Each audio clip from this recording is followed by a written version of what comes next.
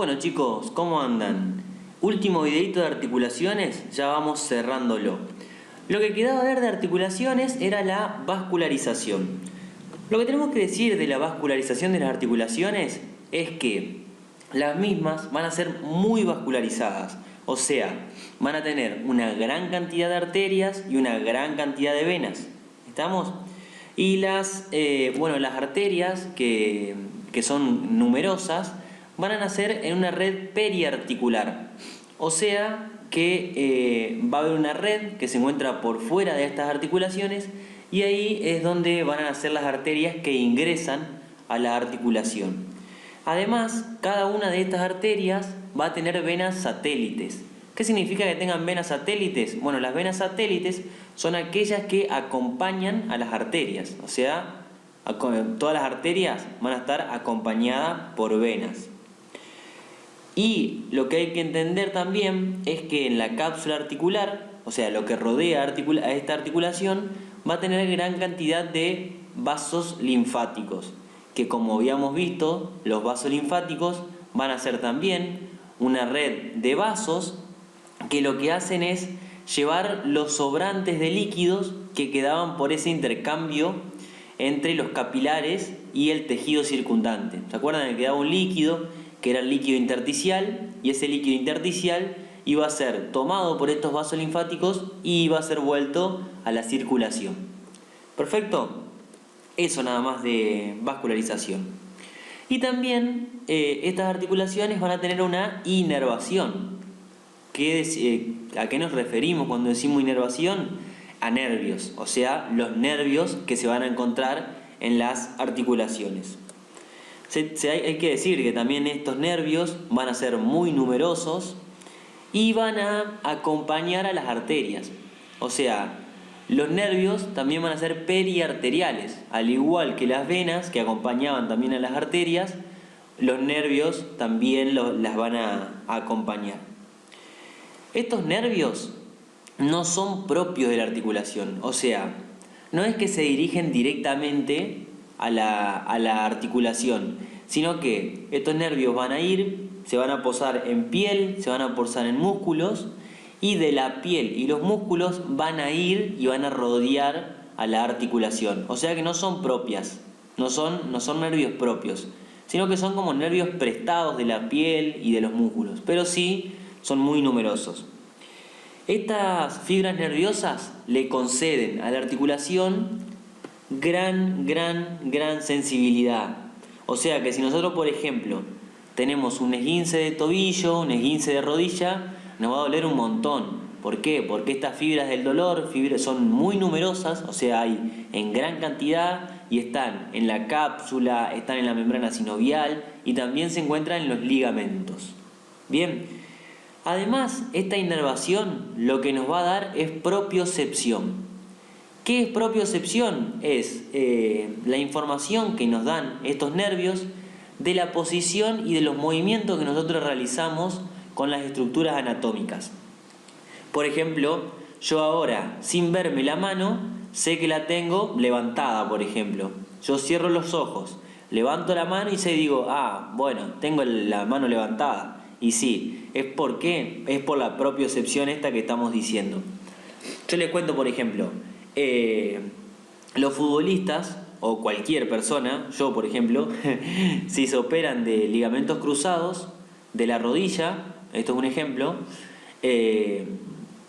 este ligamento nuevo que nos ponen es mucho más duro, mucho más fuerte, entonces por ahí es muy difícil que se vuelva a romper. Pero ¿qué pasa? Al haber cortado un tendón que estaba, un ligamento que estaba en esa zona, nosotros lo que perdemos es la propiocepción.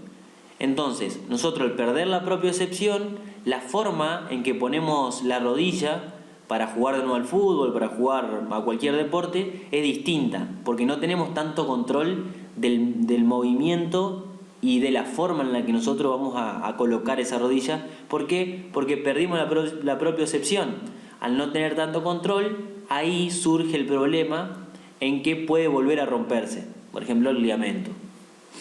Bueno, y ahora sí, pasando a lo último, vamos a ver la anatomía funcional de articulaciones. o sea, los movimientos que nosotros podemos realizar a partir de las articulaciones. Estos movimientos van a ser flexión, extensión, abducción, aducción, rotación, que ahí tenemos rotación externa, rotación interna o rotación lateral y rotación medial. Además vamos a tener el movimiento de pronación y supinación, circunducción, oposición, elevación, descenso y eversión, inversión.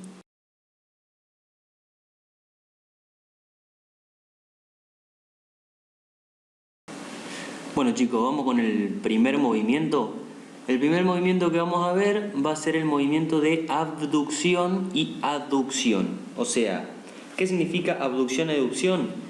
Yo siempre uso una memotecnia que es abducción, abierto, y aducción es adentro.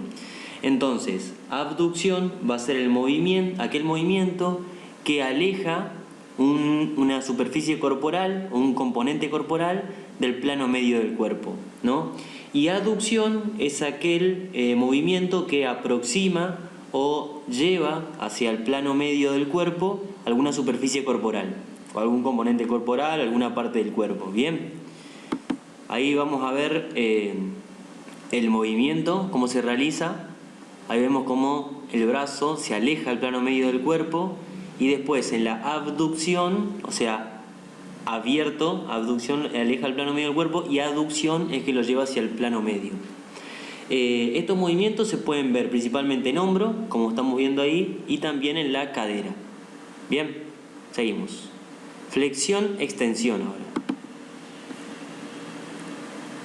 Bien, continuemos con los movimientos de flexión y extensión.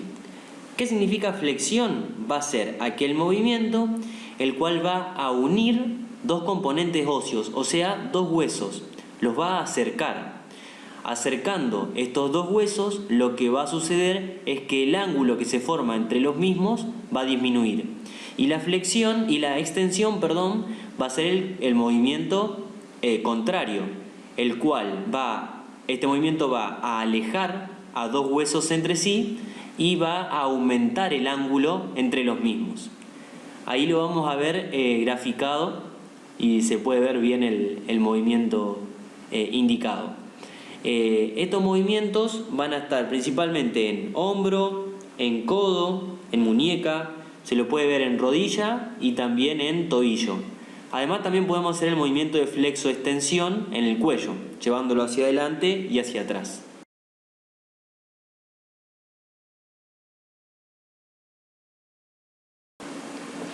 Bien, llega el momento de la rotación. El movimiento de rotación es cuando una porción del cuerpo rota sobre su propio eje. Acá, por ejemplo, es el movimiento de la cadera, porque acá el fémur, donde se inserta, digamos, la articulación coxofemoral, es el que hace el movimiento. Este movimiento de rotación puede estar a nivel del codo o a nivel de la cadera principalmente, pero también lo podemos ver, por ejemplo, en el cuello, cuando decimos no. Este movimiento de rotación puede ser con rotación interna o rotación externa, que es cuando este movimiento dirige la porción del cuerpo hacia afuera, ¿ven? O hace el movimiento de rotación hacia afuera.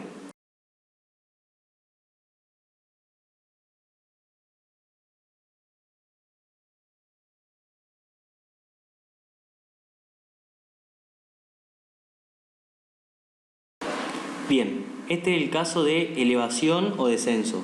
Al descenso, por ejemplo, también podemos decirle depresión, como aparece acá en la imagen. Son movimientos contrapuestos en el cual la elevación es mover algún segmento del cuerpo hacia un plano superior o hacia arriba.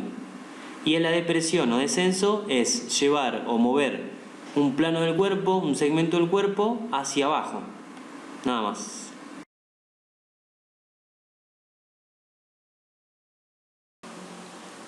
En este caso lo vemos en el movimiento de los hombros, pero también lo podemos ver en el movimiento de la mandíbula al hablar. Bueno, llega el momento de la circunducción. En realidad la circunducción, este movimiento, se forma por la sumatoria de movimientos precedentes, como van a ser la suma de flexión, extensión, abducción y aducción. Bien, pasamos ahora al movimiento de pronación y supinación. Primero, el movimiento de pronación. El movimiento de pronación va a ser aquel movimiento el cual rota al antebrazo y la mano llevando al radio de lateral. ¿Se acuerdan que de este lado estaba el radio? O sea, hacia lateral, hacia afuera. Llevando al radio desde lateral a medial, ¿no? Das vuelta el antebrazo y la mano y al radio lo rotás y lo llevas hacia la zona media. En este lado quedaría el radio en la zona media y el cúbito en la zona lateral. Bien. Y además, este movimiento va a llevar la palma desde anterior a posterior. ¿Estamos? Y el de supinación es el contrario. Es el movimiento del antebrazo y la mano que lleva al radio desde medial a lateral, llevando la palma de posterior hacia anterior. ¿Ven cómo queda la palma hacia anterior? Y el dorso hacia posterior, si se puede decir. Bien, eso sería pronación y supinación.